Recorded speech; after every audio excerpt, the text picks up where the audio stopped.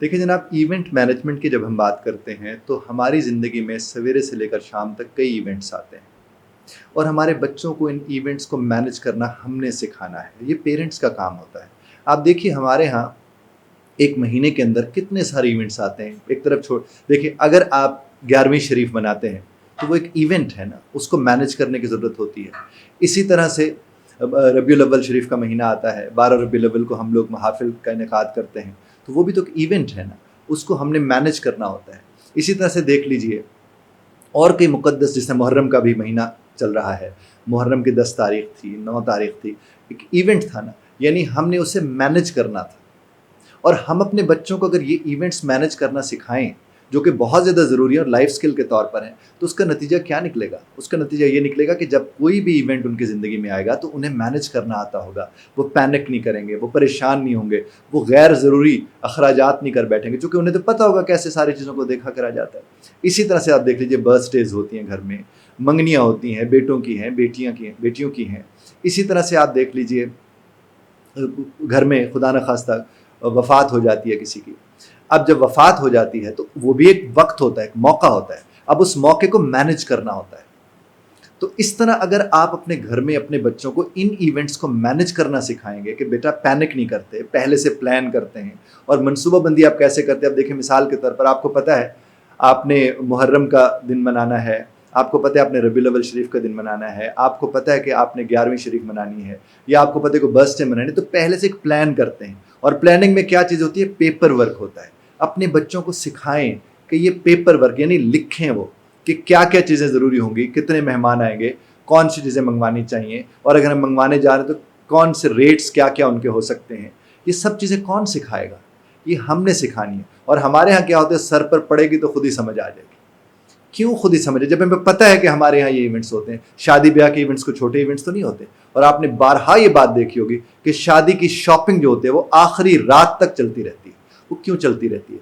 ईद की शॉपिंग में आप देख लें, एक पूरा ट्रेंड है कि हमारे यहाँ ईद वाली रात जो होती है, वो जो चांद रात होती है, चांद रात में बहुत ज़्यादा रश होता है। उस रात मेहंदी के लिए रश होना समझ आती है बात, क्या मेहंदी ज़ाहिर उसी रात लगवानी, लेकिन आप उस रात जाकर कपड़े भी खरीद रहे हैं, उसी रात जाकर आप जूते भी खरीद रहे हैं, उसी रात आप दर्जी के भी सर हुए हैं, तो इसका मतलब आपने प्लानिंग नहीं की थी।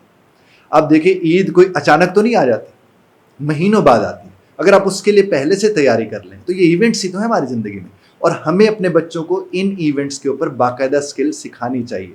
और इसी को बुनियाद बनाकर हमने अपने खुद कफील प्लेटफॉर्म के ज़रिए इवेंट मैनेजमेंट के ऊपर काम करना शुरू किया है। और ये वो इवेंट मैनेजमेंट है जो हम सबको आनी चाहिए।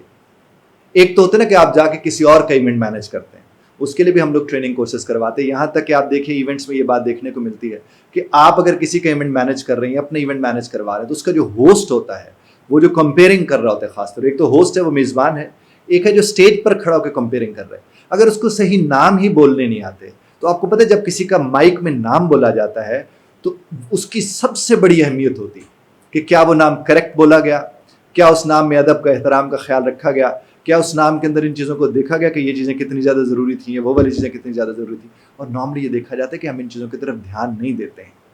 तो हमारे यहाँ तो खैर पूरा कोर्स भी है इवेंट मैनेजमेंट का, जो हम खुद कफील के प्लेटफॉर्म से करवाते हैं। उसके अलावा हमारे जो लैंग्वेज कोर्सेज हैं, स्पोकन इंग्लिश का कोर्स है, हमारे राइटिंग स्किल्स के कोर्सेज हैं, उसके साथ भी थोड़ा थोड़ा हम इन चीज़ों को अब जोड़ रहे हैं कि आपके बच्चे जब पढ़ने आए, वो स्पीकिंग का कोर्स कर रहे हो, तो उन्हें पता हो इवेंट को कैसे मैनेज किया जाता है। वो फिर हम यहाँ पर छोटे छोटे इवेंट्स करवा के हम उनकी मैनेजमेंट उनको देते हैं और वो उनको मैनेज करते हैं। और बहैसियत वालिदैन आपको ख़ास तौर पर इस बात का ध्यान देना चाहिए कि आपके बच्चों को इवेंट मैनेज करना आना चाहिए। और इसके लिए आप क्या करें, आप घर के अंदर बैठें, आप अपने बच्चों के साथ बैठें, उन्होंने कहा बेटा हमने एक इवेंट बनाना है, तैयार करना है कि इवेंट है, उसको मनाना है हमने, और उसको मनाने के लिए हमें क्या चाहिए। तो आप उनसे सवाल पूछें कि भाई कितने लोग होंगे, उन्हें बता देना 10 लोग होंगे। अच्छा 10 लोग होंगे, भी किस वक्त आएंगे? अच्छा भी बस ये लिख रहे हैं आप। अच्छा किस वक्त उनके वापसी होगी? अच्छा जी इतने, इसका मतलब कितनी देर का वो इवेंट होगा? अच्छा उस वक्त बिजली का इंतजाम है या नहीं? अगर जिस तरह लोड शेडिंग हो रही है तो क्या हमने वो टाइम रखा है जिसमें बिजली नॉर्मली नहीं जाती? इस तरह हमने देखा कि अगर हमने वो बर्थडे है तो केक हम जो मंगवा रहे हैं क्या वो सबके लिए पूरा हो जाएगा? अच्छा उसके साथ बच्चे भी आते हैं, जब बड़े आते हैं तो बच्चे आते हैं उनके साथ। बच्चे आकर जो शोर हंगामा करते हैं वो अक्सर चीज़ें करने नहीं देते। तो बच्चों की मैनेजमेंट कैसे होगी कि वो कहाँ पर होंगे? क्या उनके लिए कोई एक रूम ऐसा होगा जहाँ ढेर सारे खिलौने पड़े और वो बच्चे उसमें इंगेज हो जाएं ताकि बड़े आपस में बात कर सकें? इस तरह और बहुत सी चीज़ें। आपने अपनी ज़िंदगी में कितने इवेंट्स मैनेज किए होंगे, लेकिन कैसे किए होंगे? جلدی سے یہ کر لو، جلدی سے وہ کرو، ہافڑ تافڑ میں سارا کچھ ہو رہا ہے. اور اگر آج آپ اس چیز کو سمجھتے ہوئے اپنے بچوں کے ساتھ بیٹھ کے انہیں ایونٹ مینجمنٹ اسکل دیتے ہیں تو یقین مانیے اس سے بہت زیادہ فرق پڑے گا. اور اگر آپ اس کورس میں دلچسپی رکھتے ہوں گے تو آپ ہم دیے گئے نمبر کے اوپر ہم سے آپ رابطہ کر سکتے ہیں. ہم آپ کے بچوں کو ایونٹ مینیج کرنا سکھائیں گے، چونکہ یہ لائف اسکل ہے، یہ کوئی عام اسکل نہیں ہے، یہ لائف اسکل ہے. اور اگر آپ سمجھتے کہ نہیں، آپ جہاں بھی رہتے ہیں آپ سمجھتے کہ ایونٹ مینجمنٹ کے کورس کی ہمیں کوئی اتنی زیادہ ضرورت نہیں ہے، کہیں سے جا کے کرنے کی، یہ تو روز کی بات ہے، تو اس سے بڑھ کر تو کوئی بات نہیں ہے. اگر آپ ہی اس بات کا احساس کر لیں اور اپنے بچوں کو ایونٹ مینجمنٹ کرنا سکھائیں بچپن سے ہی. جب آپ کے بچے چھوٹے، میں آپ کو بات بتاؤں، یہ جو سحر اور افطار کا ٹائم ہوتا ہے، اگر آپ کے بچے اس وقت اٹھ جاتے ہیں اور آپ اپنے بچوں سے پلیٹس منگواتے ہیں، پلیٹس رکھواتے ہیں، ٹیبل لگواتے ہیں، برتن واپسی پہ جب فری ہو جاتے ہیں اٹھواتے ہیں، برتن لگواتے ہیں، تو یہ بھی تو ایک ایونٹ ہے نا جس کو آپ مینیج کرنا ان کو سکھا رہے ہیں. آپ نے اکثر دیکھا ہوگا آخر وقت میں بھاگ رہی ہوتی ہے ایک عورت، وہ پکوڑے بھی اس نے وہاں سے اٹھا کے لانے، اور بچے مشٹنڈے آرام سے بیٹھے ہوتے ہیں کھانے کے لیے وہاں پر. وہ ماں کا ہاتھ نہیں بٹا رہے ہوتے. زیادہ بہن کو ڈانٹ پڑ رہی ہوتی کہ تم اٹھ کے کام کر لو، جیسے مردوں نے تو کام ہی نہیں کرنا ہوتا. تو اس وقت اگر آپ اپنے بچوں کو کہتے ہیں کہ شام کا ٹائم ہے، کوئی بیٹھا فروٹ چاٹ بنوا رہا ہے، بنا سکتا ہے. مثلا 2 بھائی مل کے اپنے بیٹھے فروٹ چاٹ بنا رہے ہیں، ادھر ماما کچھ اور کام کر رہی ہیں، ادھر بہن کچھ اور کام کر رہی ہیں. یہ سارے جب مل کر ایک ایونٹ کو مینیج کرتے ہیں تو کبھی کوئی پرابلم نہیں ہوتا. تو اسی لیے مہربانی کریں، ایونٹ مینجمنٹ کو صرف ایونٹ مینجمنٹ کے طور پر اس طرح نہ لے کہ یہ بڑے بڑے جو شادیاں ہوتی ہیں انہیں کی ایونٹ مینجمنٹ ہوتی ہے، وہ بھی ظاہر مینیج ہوتے ہیں. پہلے تو یہ نہیں ہوتے تھے اس طرح سے. لیکن میں پچھلے دن اپنے والد صاحب کے ساتھ بیٹھا ہوا تھا ابھی یہ محرم کے دنوں میں، تو مجھے فرمانے لگے کہ ہمارے دور میں جب شادی بیاہ ہوتی تھی تو لوگوں کے گھروں سے، جو کہ بڑے بڑے مہمان ڈھیر سارے آیا کرتے تھے، سینکڑوں کی تعداد میں ہوتے تھے، کہتے پھر کیا ہوتا ہے، ہمسایوں سے چارپائیاں اٹھائی جاتی، سردیاں ہوتی تو رضائیاں وہاں سے اٹھائی جاتی، اور پھر ہر ایک کے ذمہ ہوتا ہے اتنی چارپائیاں وہاں سے آئیں گی، اتنی چارپائیاں وہاں سے آئیں گی. وہ آنا اور پہلے سے اکٹھا ہونا شروع ہو جاتا تھا. یعنی شادی والے دن اتنی ہافڑ تافڑ ان کے یہاں نہیں ہوتی تھی. وہ اس دور میں مینیج کر لیتے تھے، کیونکہ اس دور میں باپ کے ساتھ اولاد جوان ہوتی تھی. لیٹ میرجز ظاہر اس طرح سے نہیں ہوتی تھی، اور وہ ساتھ ہی باپ کام پہ لگا دیتا تھا بچوں کو. وہ چاہے کھیتی پر لے جانا ہو، وہ چاہے گھاس کاٹنا ہو، وہ چاہے چارہ بنانا اور چارہ ڈالنا ہو، وہ شروع دن سے ان کو انگیج کر لیتے تھے، ذمہ دار بنا دیتے تھے. ہم تو اپنے بچوں کو اس طرح سے ذمہ دار بناتے نہیں، بلکہ بچوں کو بطور ذمہ داری اپنے ساتھ لگائے رکھتے ایک لمبا عرصہ، اور وہ جب جوانی کو بھی کراس کر جاتے ہیں، وہ نوجوانی ختم ہو چکی ہوتی ہے، تب تک بھی وہ ہماری ذمہ داری ہوتے ہیں. وہ ذمہ دار جو آپ کی ذمہ داری بنے رہیں گے، وہ ذمہ دار کب ہوں گے؟ پھر جب وہ ذمہ داری ان کو ملتی ہے تو دنوں میں ان کے بال سفید ہو جاتے ہیں، چونکہ انہوں نے تو کبھی ایسا کچھ کیا ہی نہیں تھا. تو یہ وقت ہے. پہلے تو یہ کورس ہی نہیں ہونا چاہیے کہ آپ کہیں سے جا کے یہ کورس کروائیں. لیکن اگر آپ کے پاس وقت نہیں ہے اور آپ چاہتے ہیں کہ آپ کے بچوں میں یہ اسکل پیدا ہو، تو آپ اس نمبر پر دیے گئے نمبر پر آپ رابطہ کر سکتے ہیں. 15 دن حد 1 مہینے کا یہ کورس ہے، اور اس میں جو چھوٹے چھوٹے ایونٹس آپ کے گھر کے اندر جتنے بھی ہوں گے، جب آپ کے بچے وہ کورس کریں گے تو وہ اس کو بڑے اچھے طریقے سے مینیج کر سکیں گے.